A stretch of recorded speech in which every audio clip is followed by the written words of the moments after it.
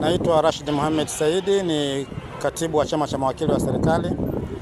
Tupo hapa katika viwanja vya Mnazi Mmoja tukiendelea kushiriki katika hili zoezi la kliniki ya sheria ambayo inaratibiwa chini ya usimamizi wa ofisi ya mwanasheria mkuu wa serikali kwa kushirikiana na ofisi ya mkuu wa mkoa wa Dar es Salaam.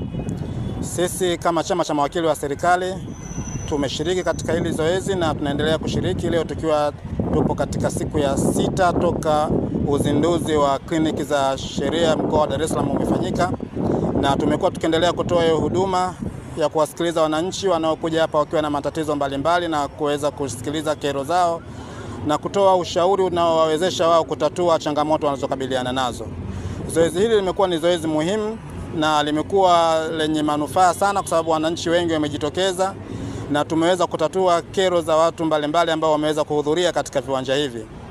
Leo ikiwa ni siku ya 6, zoezi hili limepangwa kuwepo kwa muda wa siku 7. Kwa hiyo natumia nafasi hii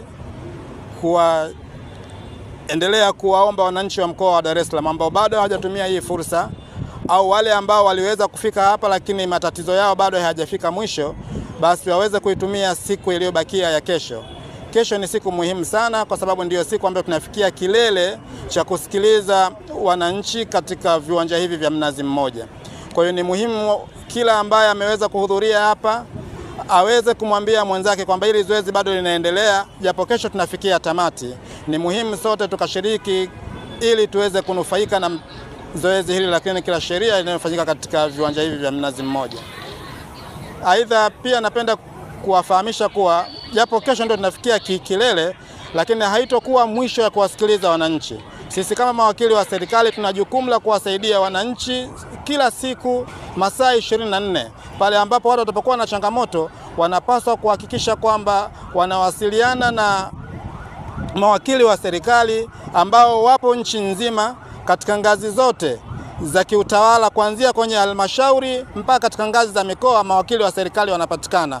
Kwa hiyo wananchi wasikae na shida zao wakashindwa kupeleka sehemu kwa ajili ya kupata utatuzi.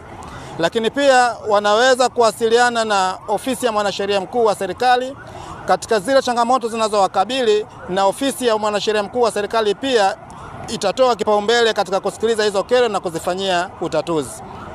Nirudie tena kwa kuwa kesho ndio tunahitimisha, nitoe rai na kuomba wakazi wote wa mkoa wa Dar es Salaam wafike ili tuweze kuhitimisha pamoja katika zoezi tulokuwa nalo. Asanteni.